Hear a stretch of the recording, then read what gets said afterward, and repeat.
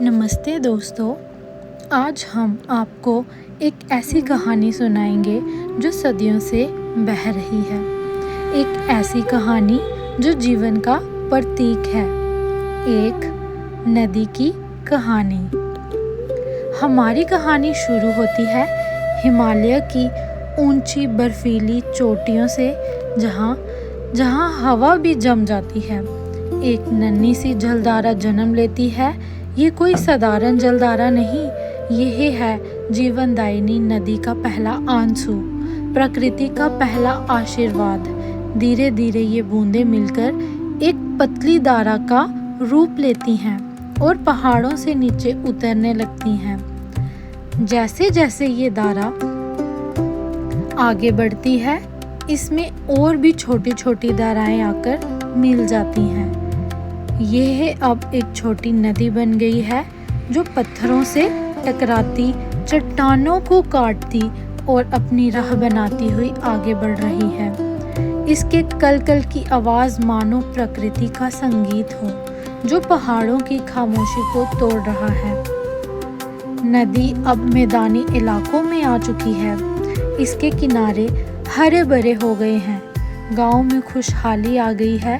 किसान अपनी फसलों के लिए इसी नदी का पानी इस्तेमाल करते हैं। बच्चे इसमें नहाते हैं, खेलते हैं और इसी नदी के किनारे बड़े होते हैं। यह नदी सिर्फ पानी नहीं, यह जीवन है, यह आशा है।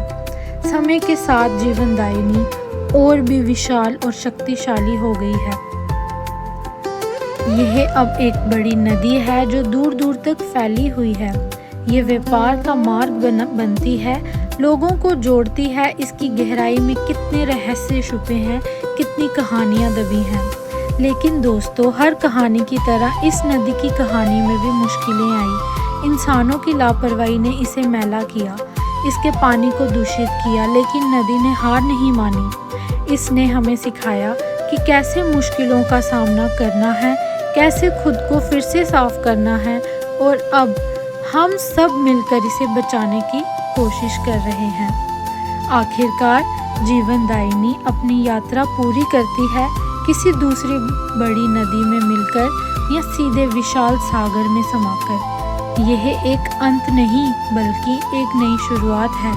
इसका पानी सागर में मिलकर फिर से बाप बनता है, बादल बनता है और बारिश के रूप में धरती पर लौट आता है। तो दोस्तों, ये थी एक नदी की कहानी। एक ऐसी कहानी जो हमें जीवन का निरंतरता का और प्रकृति के महत्व का पाठ पढ़ाती है।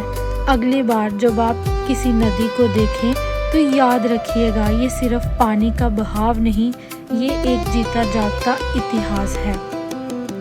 वीडियो देखने के लिए धन्यवाद। अगर आपको ये कहानी पसंद आई तो लाइक करें, शेयर करें और हमारे चैनल को सब्सक्राइब करना ना भूलें। राधे राधे।